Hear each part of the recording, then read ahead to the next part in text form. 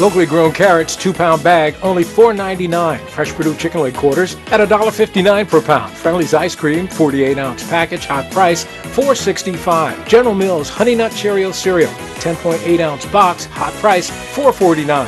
Wholesome Pantry almond milk, 64-ounce carton, hot price, $4.59. All stores open Monday through Saturday until 10 p.m. and Sunday 9 a.m. to 7 p.m. for your shopping convenience. You can count on us.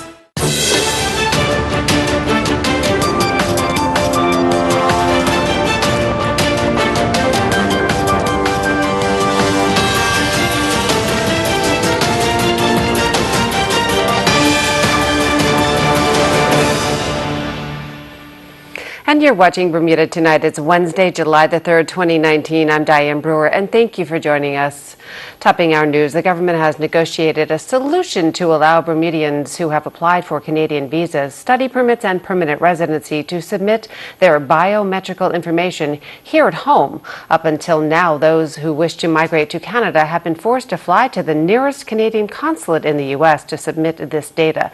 National Security Minister Wayne Keynes today announced that Canadian officials will soon be on island to collect this information, saving applicants the cost of traveling abroad for this purpose. From the 9th of July to the 11th of July, the Consulate General of Canada will have a team in Bermuda collecting biometric data.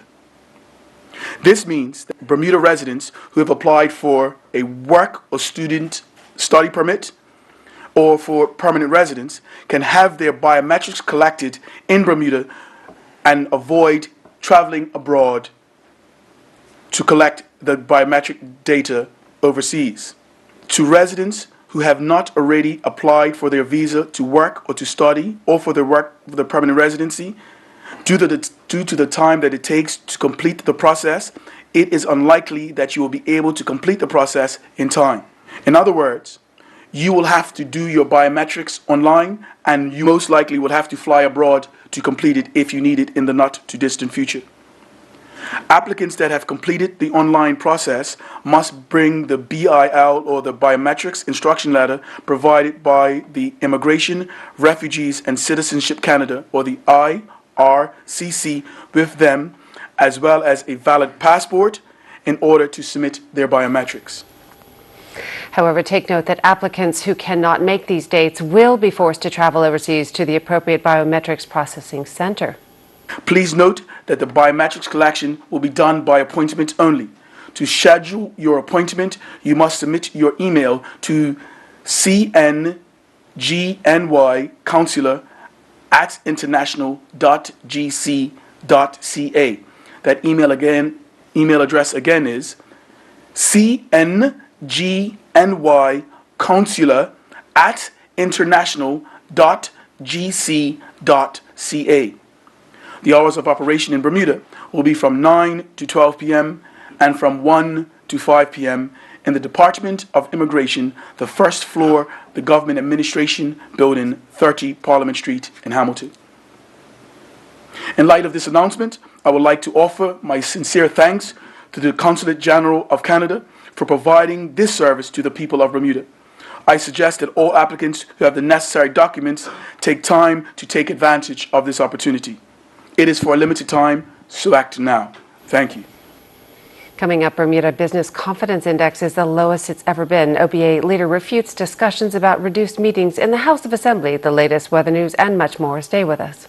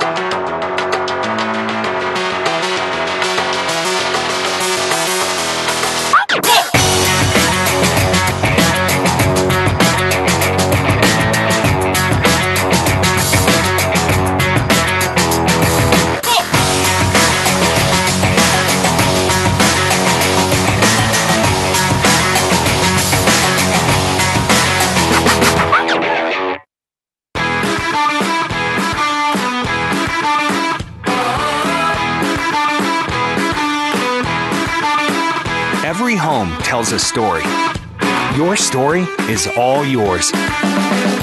Big kid, too cool. I make my own rules. Wherever you live, whatever your style, express yourself. My style says what's up. Don't wanna ever grow up. So many styles to help tell your story and create your unique dream home. We're gonna stand out, break away from the crowd. Start shopping for furniture at U.S. prices today. Lifestyle Furniture is Bermuda's newest furniture store and is proud to be the home of the #1 furniture company in the world, Ashley Furniture. Visit lifestylefurniture.bm or stop by our showrooms today. Lifestyle Furniture, this is home.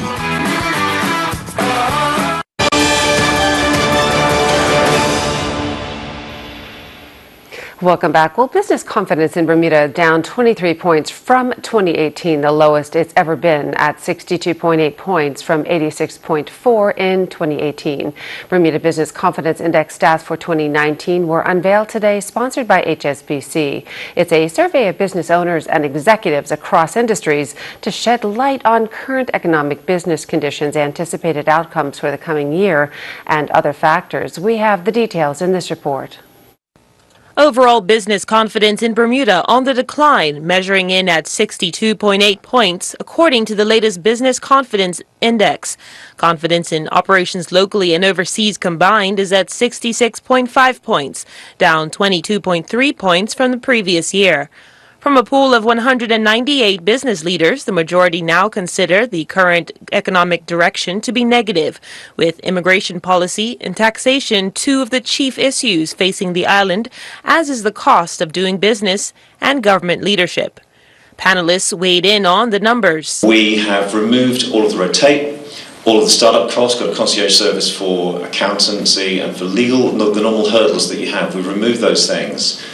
I saw the Premier has had that legislation removed.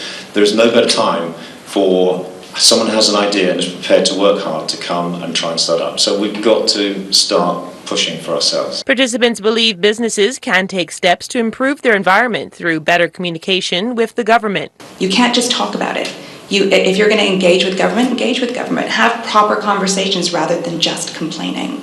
And I have sat around the table with government many, many times. Yeah, it's frustrating when things don't move, for sure. But I think that if we all just get out of our silos, I know it's difficult to get out of the office and to do all these other things, but I see lots of people around the room that do that, and we all have to do that. It was suggested that the government can improve the work permit process, as well as increase foreign investment to the island. I can't come up with the answers to say there's, an exact reason or way that we can go about creating better opportunities for the medium-sized business to get ahead.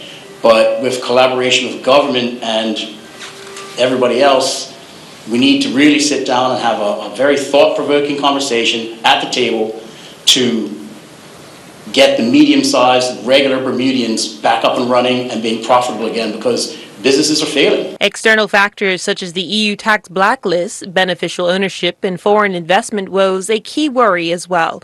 But Finance Minister Curtis Dickinson says the government is working diligently. We understand that during the time that the survey was taken, we were going through the process of being blacklisted or had been blacklisted by the EU. And I am sure, and the results show this, that had some impact on sentiment. Do you feel that those views then have changed since that period? I'd like to think that there's been some improvement.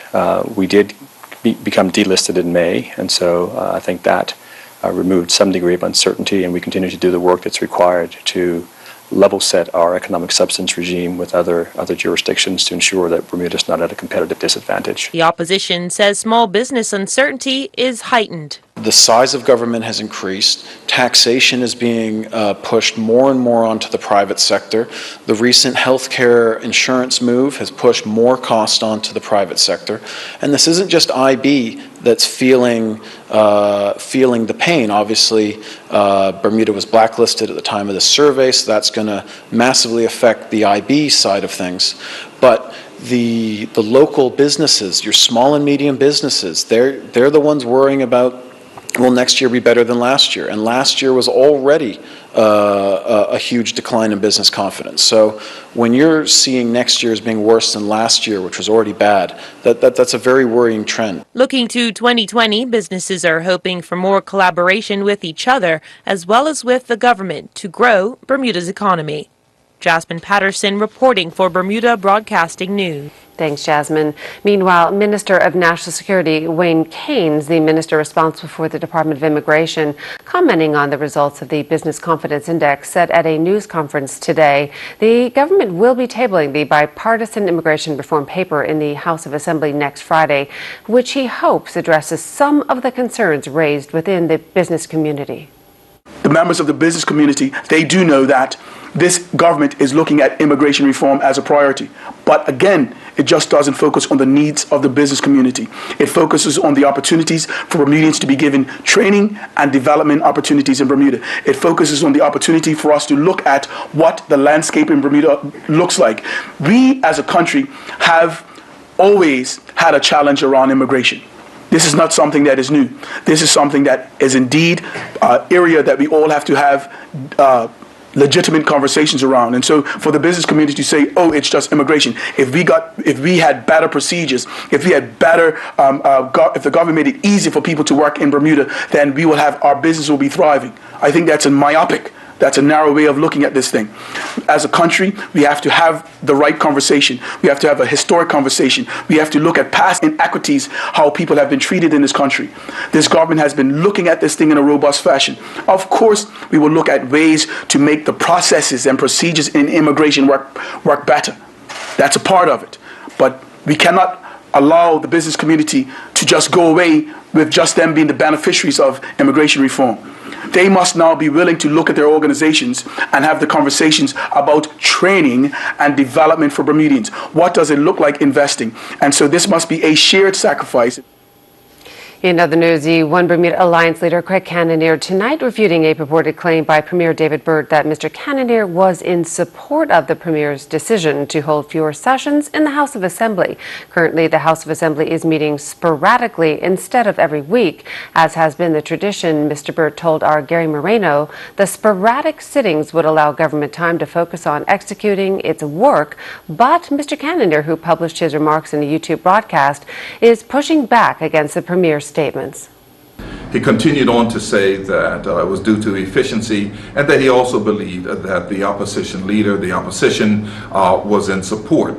Well, I've had no discussions with the Premier concerning these matters. In fact, the times that we did not meet, we were told at the last minute, ending of one session, that we would not be meeting for the following week or Friday for the next session.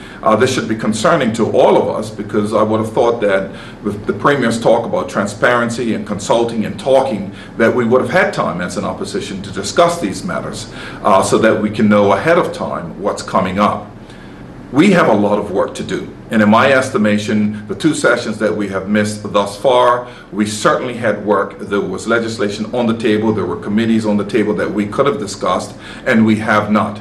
Now we are in a position whereby we need to get out before the Cup Match holiday, and it is incumbent upon us to get all of this work done. Bermuda, you need to understand that, contrary to what the Premier said when he said that the House of Parliament really is for legislation, well, we have an agenda, and that agenda consists of questions, that agenda consists of statements that are made. When you have the House of Assembly being marched on by certain sectors of Bermuda that are working, then it is incumbent upon the government to ensure that we keep everyone up to date. The opposition leader adding that if the Premier has a plan to change the frequency of the House of Assembly sittings, then he needs to sit down with the opposition party and discuss it. Turning to weather news, the beautiful sunny conditions will continue for the next few days. Here's the latest from AccuWeather headquarters. AccuWeather is presented by BF&M Insurance Group. We now go to AccuWeather headquarters. This is AccuWeather forecast comes to you from the BF&M Insurance Group here on ZBM, and we're dealing with a pretty decent weather pattern here. High pressure is in control through the evening of July 3rd, through the 4th, into the 5th, and even the 6th. We're looking pretty good into the weekend, and then eventually things will get a little bit more active for us. But again, you can see some thunderstorms near the Carolina coast.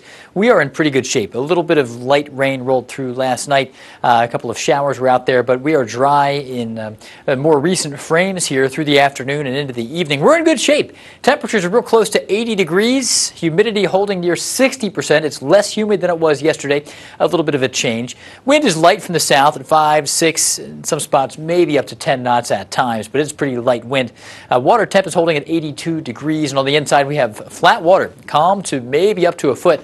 On the outside there are 2 to 4 foot waves churning away, but again, not much of a churn. It's pretty nice for the boaters. So no boating advisories. Upcoming tides here. We have high tide coming in at 10:09 tonight. So the tide is coming up. It'll go back out late tonight into the early hours of the morning, and then on Thursday morning at 10:30, our next high tide will strike, and then low tide into the late afternoon on Thursday. So tonight we're looking at a clear to partly cloudy sky. Still warm out there. We got down to 73 last night, about 74 tonight. Tomorrow, a nice day. Mostly sunny skies, pleasant weather, no major weather hurdles. We'll have several warm nights in a row here with that muggy air in place. It is the season. We're dealing with that high pressure system. It's a fairly compact one, but it's enough to prevent much from impacting us when it comes to precipitation. By the time we get to Saturday evening, you can see Futurecast is hinting at a couple of little showers nearby. So we'll open up the door for the potential for a brief shower or two in the middle of the weekend, Saturday night into Sunday. But when we show you the 5-day forecast, you'll see that the balance of those days, most of those days, will be on the dry side. Down into the Caribbean, scattered thunderstorms are a bit more likely into Jamaica. Barbados, scattered showers here and there. Trinidad and Tobago, showers, maybe a thunderstorm. They'll be brief, though, and short-lived. And the gateway forecast in the United States, they'll be celebrating the United States Independence Day on Thursday. Now in New York, 85 degrees. Could be a stray storm later, especially west of the city. Boston looks good and warm. North into Canada, Toronto's looking nice. Summer-like day, 84 degrees there. And then down into Miami and Atlanta, warm. Scattered storms in Atlanta. London, England, 76 degrees with a partly sunny sky. So here we bring it back home. You'll notice the clouds get a little bigger in our forecast into Saturday and Sunday. And with that, there is the small chance of a brief shower Saturday evening, Saturday night, and maybe a brief shower on Sunday and Monday. But most of those days will be dry, and the magnitude of the rain is going to be slim enough that we'll generally go with a dry forecast aside from a brief sprinkle or shower or two. So that's the way it's looking. Enjoy your evening. AccuWeather was presented by BF&M Insurance Group.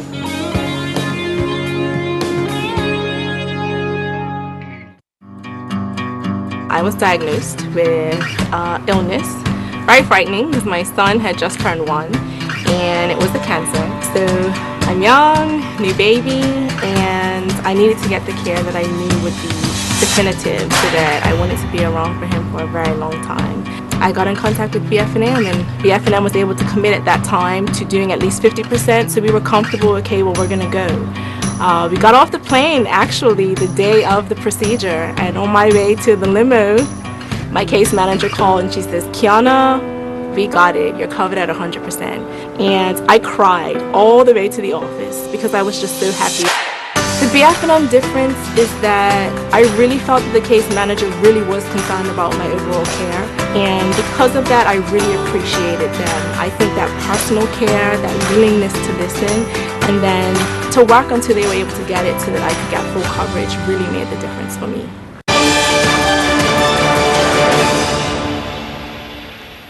And you're watching the Wednesday edition of Bermuda Tonight. Well, the Bermuda International Collections Fashion Festival is shaping up to be the largest and most extravagant local fashion event of the year. We interviewed designer and organizer Amir X to discuss his intention for the show and the effect working on the show has had on the women involved. I feel they've not been happy, they've not been acknowledged or celebrated or have been placed in a positive environment. Their life is, I can't pay for my medication, I can't pay for my rent. So I just thought that, let's doll them up. Let's give them makeover. You're going to see makeovers. You're going to see lots of makeovers. You might not recognize them when you see them on the runway. They're exceptionally happy. Adding to that, Amir X gives us reasons to be excited about this event, also shedding light on his intentions for the fashion show. The models get a chance to actually be a part of a variety of designers from New York. I have designers coming in, their collections are here from South Africa. We have Michelle Ludak, we have Lee Schubert, we have Voila Feel Beautiful. We have so many from all over, so I just want us to share. We can share the models, we can share the spotlight, we can just share. So I love the evolution of fashion in this country, and I welcome us all being here to give the youngsters and the mature ones an opportunity. And for those who want to attend, general admission tickets cost $50, VIP tickets cost $150, and doors open at 6 o'clock on July 5th at Pier 6. Tickets are available online at ptex.bm or over the phone by calling 296-2605. Earl Bays will have all your sports news after the break. Stay with us.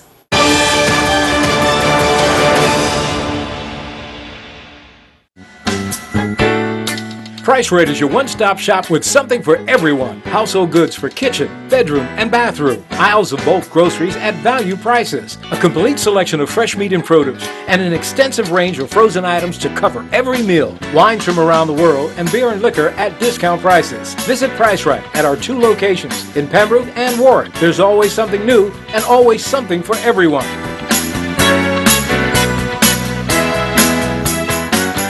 It was 5 days before Christmas. I will never forget that. I went for a regular 20-week checkup to see how the baby was doing. They said, your daughter has a half a heart. Her heart is damaged beyond repair. And I'm like, are you sure? Are you sure? And she said, yes. There's nothing we could do to help your daughter. New York Presbyterian Hospital said, yes, we'll take her. And yes, they did. We knew that Jenna would need a heart transplant. Dr. Badger actually said, you have to do the 3 surgeries to give her a fighting chance. Everybody else gave up. They never gave up. I would tell the entire New York Presbyterian Hospital, you guys are our angels. You guys are always there for Jenna.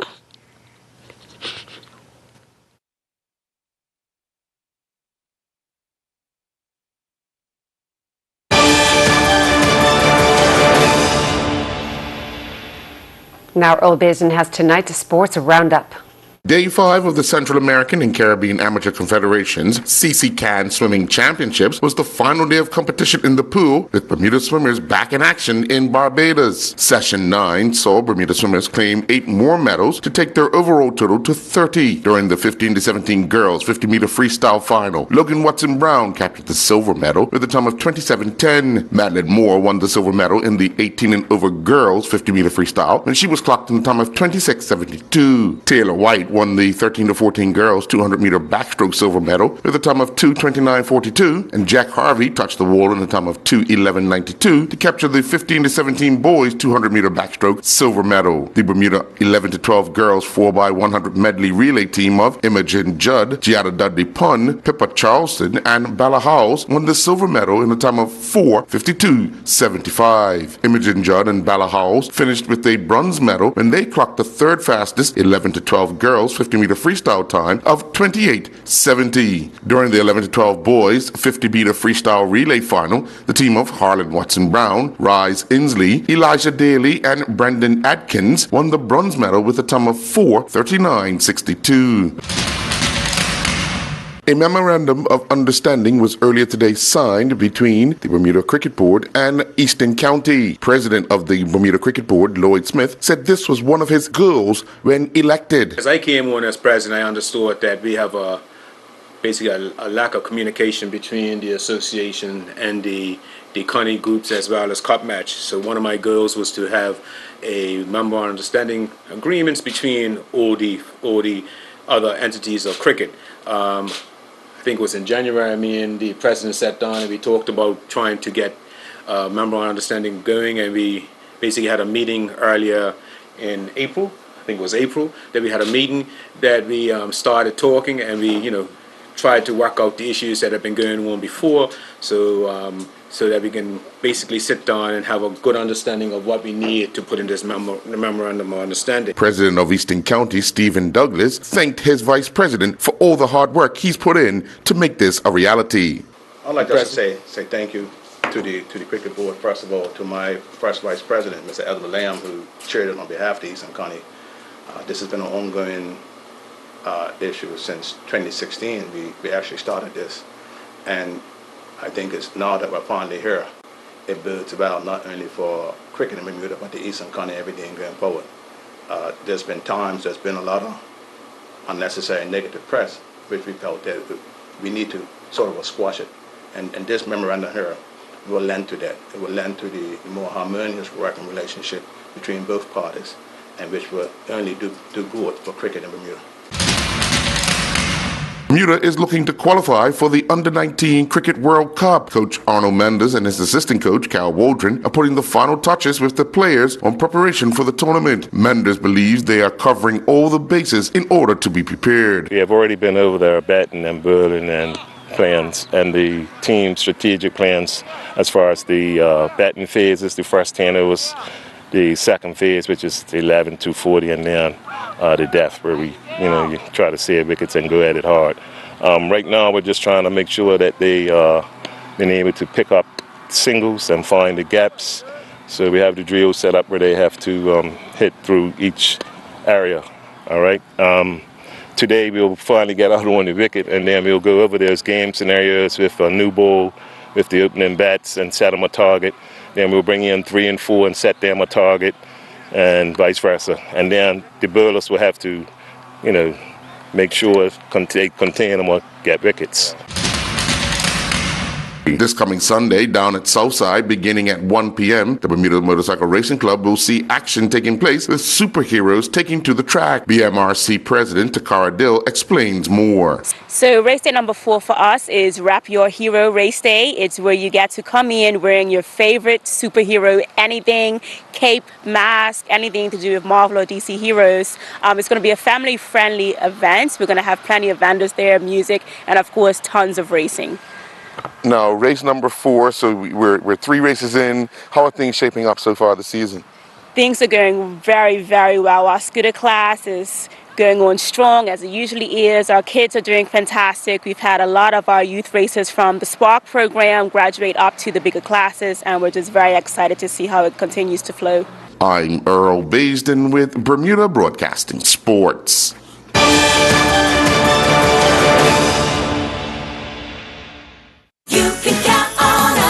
Locally grown tomatoes at a hot price, $2.99 per pound. Fresh certified Angus beef top sirloin steak, $8.99 per pound. Kraft mayonnaise 30-ounce jar, $5.99. Wee French-style yogurt, 5-ounce glass jar, only $1.99. Vitalis mineral water, 6-liter bottle, hot price, $5.49. All stores open Monday through Saturday until 10 p.m. and Sunday 9 a.m. to 7 p.m. for your shopping convenience.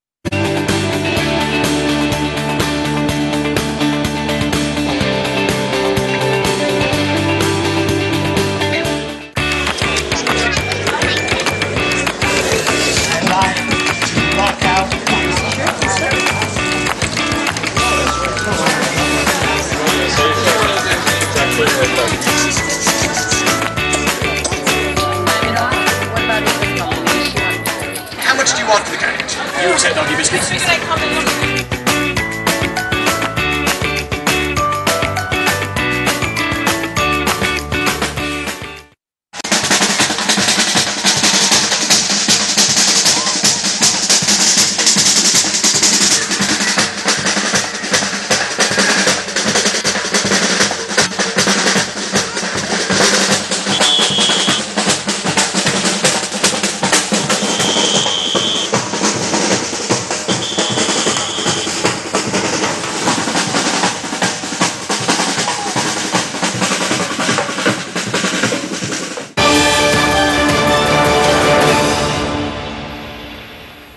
That's our newscast. I'm Diane Brewer. Thanks for joining us. Have a wonderful evening, everyone. Good night.